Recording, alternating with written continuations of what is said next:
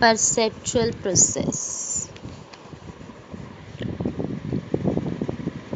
Gestalt approach to perception.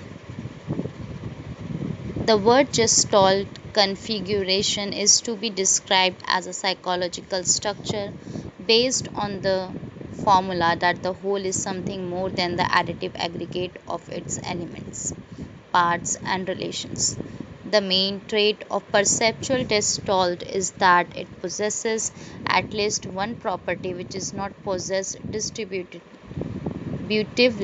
by its parts and relations. The process of perceptual gestalt formation is generally regulated by the principle of figural organization, that is, the principle of proximity, similarity, continuity, and frame of reference.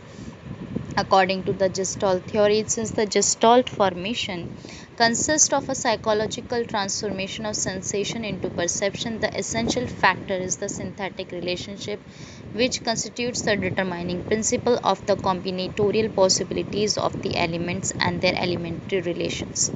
The result of this synthetic transformation is the emergence of a Gestalt quality not possessed by the elements analytically considered.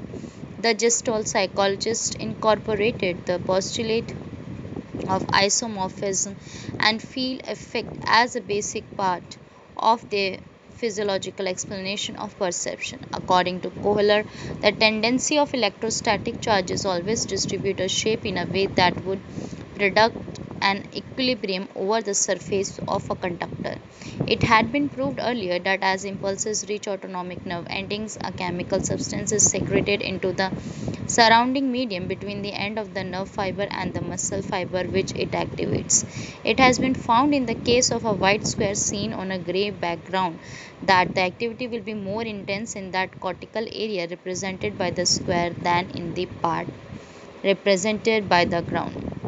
Since ions are involved in chemical process, it is assumed to have concentration of ions inside the figure different from that in the ground outside, as these parts are represented in the cortex. Since ions diffuse from regions of higher concentration into those of lower, one of these areas will become electrostatic potential, which constitutes an electromotive force. A current is set. The current passes circularly from the cortical region of the figure through that of the ground in the surrounding tissues and back into the figure again. The self distribution of electrostatic potential in the field arising originally from the optical sources and neural transmission to the brain thus segregates the figure from its ground and give it unity and homogeneity. Perceptual organization. Gestalt psychology was founded by Max Wertheimer (1923), Wolfgang Kohler (1947), and Kurt Kafka (1935), and they focused on how people interpret the world according to Gestalt psychology.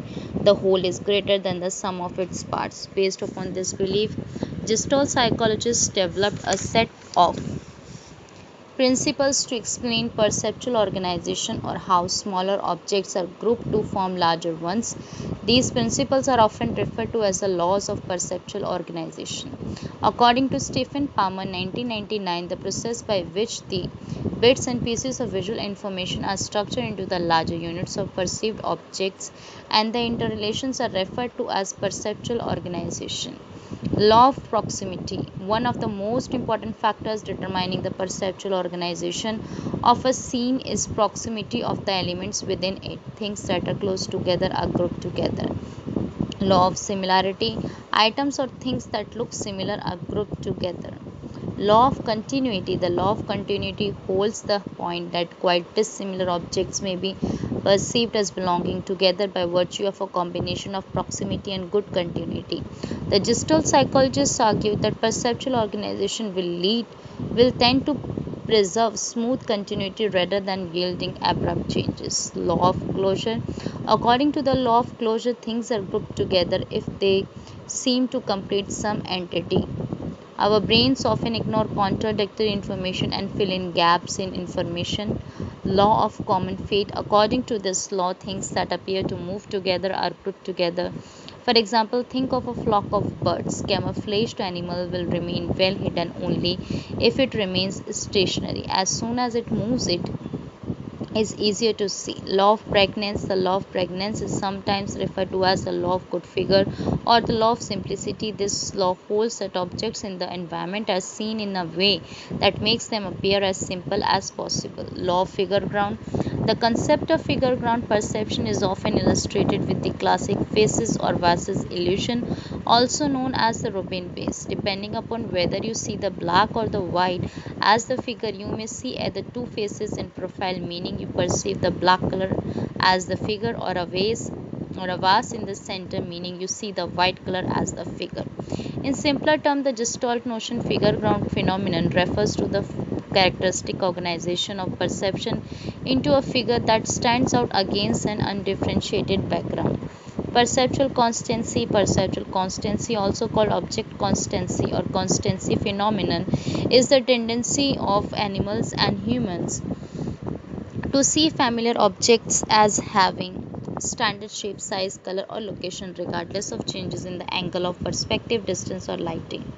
Size constancy. The perceived size of an object can be based on its retinal or proximal size or on an inferred physical or distal size. The phenomenon known as size constancy has been defined as the tendency for objects to appear much the same size over a wide range of distances in spite of the changes of the retinal images associated with distance of the object.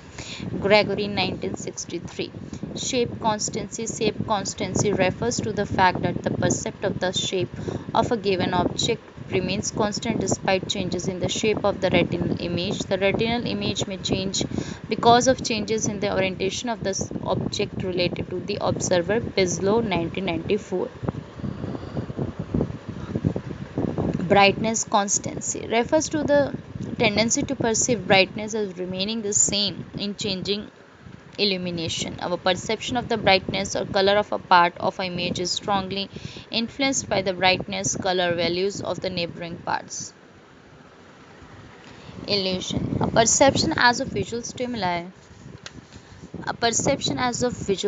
optical illusion that represents what is perceived in a way different from the way it is in reality is termed as illusion. Illusions are essentially phenomena of perception. They cannot be phenomena of the physical object world, for they are systematic deviations from physical fact. Gregory 1979. Although it is hard to give any satisfactory definition of illusion, it may be considered as a departure from reality or from truth. There are three main types of illusion, which include optical illusions, auditory illusions, and tactile illusions.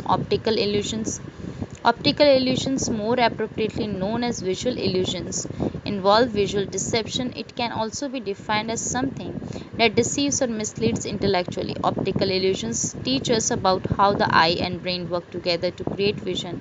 In our everyday three-dimensional 3D world, our brain gets clues about depth, shading, lighting, and position to help us interpret what our eyes see. But when we look at two-dimensional 2D images that lack some of these clues, the brain can be misleading, causing errors in perception. Auditory illusions. An auditory illusion is an illusion of hearing in which the listener hears those sounds that are either not present in the stimulus or impossible sounds. Tactile illusion. The wrong perception of touch receptors. A person's false perception that is made by touching the thing, but he cannot identify it properly. To perceive something different from the one that is actually exists. The phantom limb is a tactile illusion wherein the patient still feels pain on the leg, arm, or other area that has already been removed. Depth perception. Monocular and binocular vision both contribute to a perception of distance, that is depth perception. Distance perception may be categorized into absolute and relative depth perception. Absolute depth perception. Distance perception is an estimate of the physical distance in units such as meters to an object. It is based primarily on monocular depth cues. Relative depth perception. Depth perception estimates the location of objects in relation to other objects rather than in terms of physical distances. It is based on monocular and binocular depth cues. Monocular depth cues. Monocular monocular cues are the ones that are obtained from the 2D image of only one eye. These include the following: occlusion. When one object is hidden fully or partially, this hidden occluded object is considered to be farther away behind object which is covering it, occluding object. Relative size. Another interesting monocular cue. Our learning contributes heavily to this cue.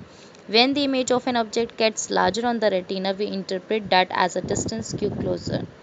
Conversely, when the image on the retina gets smaller, we interpret that as the object becoming farther away. Shadow. The shadow monocular depth cue has several rules. If an object is solid, it will cast a shadow. If there is only one light source, then all shadows will fall in the same direction and the shadow will be opposite from the source of light. Objects with shadows falling on them are farther away than objects casting the shadow. If the object is lower than the ground plane, like a well, the shadow will appear on the same side as the source of light. Linear perspective. Parallel lines appear to meet as they travel into the distance. For example, imagine that you were standing at the head of the railroad tracks. The railroad tracks start as two perfectly parallel lines. You notice that the further away from you the tracks are, the closer they get to each other. It appears as if they meet each other in the distance. The point where the parallel lines appear to meet is called the vanishing point. Interposition. Objects that are in front of other objects may partially block our view of the rearmost object, or when one object overlaps another, the object that is partially obscured is perceived as being farther away. Gradients of texture. It is the monocular cue provided by our proximity to an object. The closer one is to something, the more detail or texture one can see. For example, while looking at a grassy field, the texture becomes less and less apparent the farther it goes into the distance. Aerial perspective. Aerial perspective acts as a depth cue over long distances. When we are outside, objects that are farther away seem to be blurred or slightly hazy due to atmosphere. Movement or motion parallax. As our eyes are constantly moving, also our head movements allow us to change our viewpoints of the environment very frequently. These movements cause motion parallax, by which nearby objects tend to cross the retinal image lane faster than the distant objects, which serve as an important depth cue. This is the same phenomenon that makes nearby objects from a train speedily pass by in a blur, but distant objects move slightly. Binocular depth perception. Binocular cues depend on the images from both the eyes. Our eyes are placed about 6 cm apart, and hence they get a different view of the objects in the environment that appear in both the eyes. Thus, the way retina receives slightly different or disparate views of the world is known as retinal disparity. For example, try holding up two fingers, one in front of the other. Focus on the front one. Now move the back one away from the back towards you while still focusing on the front one. What happens to the two images you see as the back finger moves? Another binocular cue is convergence. Because of two eyes converge on an object when we are viewing it, the brain can use the angle of convergence as a cue to how far away that object is. The angle of convergence is similar. When the eye is fixating on far away objects, convergence is effective for distances less than 10 meters. Movement perception. The perceptual experience of movement is analogous to other qualities of sensory experience such as color or size. We perceive movement as a property of the object. Movement is in either or experience an object either appears to be moving or it appears to be stationary. Although, of course, its perceived speed may vary, there is no middle ground.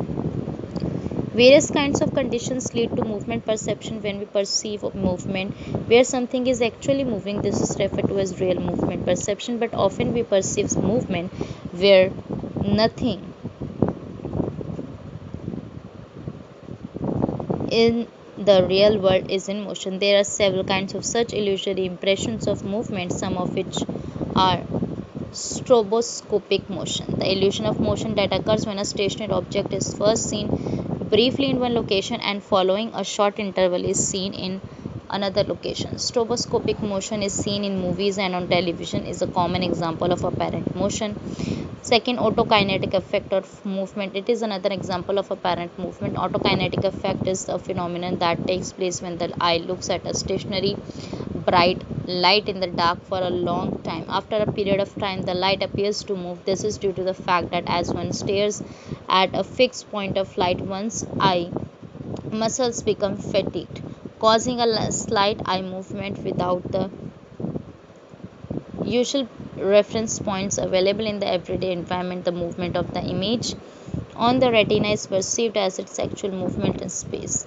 Induced motion, it involves the perception of motion ours or that of another body when in reality there is none. This can arise as the result of a comparison of one thing with another. For example, the moon is often perceived as racing through a thin layer of clouds. The movement of the framework of clouds induces movement in the relatively stationary moon. Role of motivation in perception. There exist some indirect hints that the motives underlying visual thinking have an impact on visual perception. For example, Changizi and Hall 2001 demonstrated that participants who were thirsty perceived more transparency in ambiguous visual stimuli than did those who were not thirsty, presumably because transparency is a characteristic associated with water. This example suggests an enhanced perceptual sensitivity for features in visual stimuli that are relevant to biological drives or desires. According to new look theories, perception was an active and constructive process influenced by many top down factors. On one class of such factors was the needs and values of the perceiver. For example, Haig 1948 asked 4 to 8-year-olds to draw pictures of Father Christmas at intervals during the month before Christmas and the 2 weeks after Christmas. They found as Christmas approached, the pictures became larger and so did Santa's sack of toys. They found that as Christmas approached, the pictures became larger and so did Santa's sack of toys.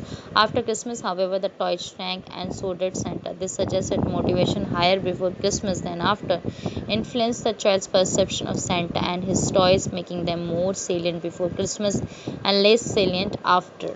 In another similar study, Brunner and Goodman 1947 asked children in diverse social economic conditions to estimate the size of monetary coins by manipulating the diameter of a beam of light. Poorer children, for whom the value of money was greater, overestimated the size of the coins compared with more affluent children who were presumed to place less value on the same coins.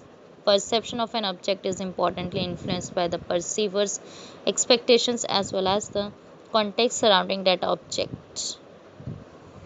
However, the specific New Look assertion that motivational states influence perception did not achieve the same stature and longevity as the other insights. Critics pointed out that poorer children might misjudge the size of coins because they were not as familiar with them, or that their misjudgments might involve problems of memory rather than perception.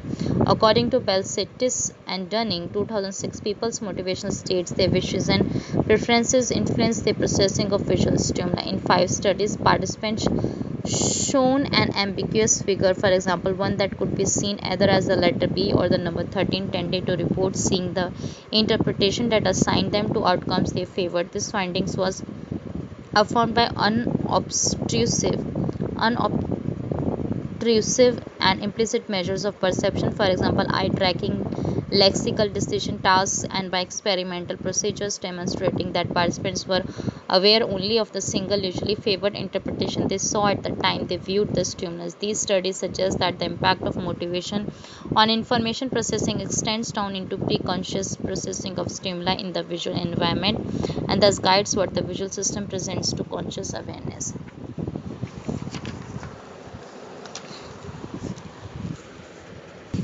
Thank you.